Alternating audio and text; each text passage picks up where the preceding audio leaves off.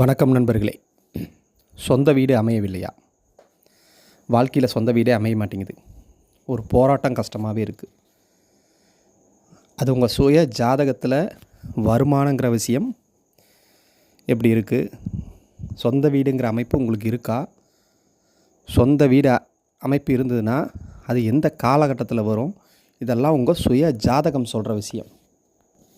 ஆனால் அதையும் மீறி தெய்வ வழிபாடுன்னு ஒன்று இருக்குல்ல. சொந்த வீடு சொந்த வீடு கட்டி பார்த்திங்கன்னா சில பேர் ரொம்ப கடனில் இருப்பாங்க. வீடு கட்டுறதுக்கப்புறம் கடனில் சிக்கி மாட்டிக்கிட்டு ரொம்ப கஷ்டப்படுறவங்க இருப்பாங்க.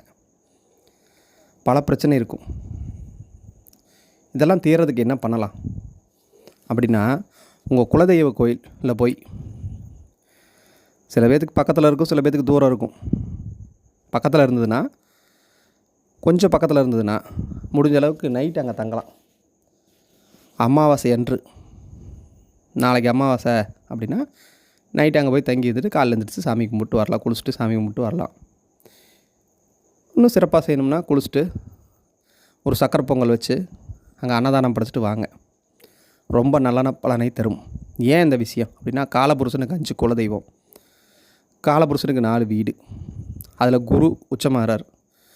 குரு தான் பாக்கியம். அங்கே போய் இருந்தீங்கன்னா உங்களுக்கு பாக்கியம் கிடைக்கும். அங்கே செவ்வாய் நீசமாகுது. செவ்வாய் நீசமாகுதுன்னு என்ன அர்த்தம்? சொத்தின் காரகன் செவ்வாய். நீசமான செவ்வாயை அந்த உச்சமான குரு ஆக்டிவேட் பண்ணும். அப்போ நீசபங்க ராஜயோகம்னு ஒரு தலைப்பு இருக்குது.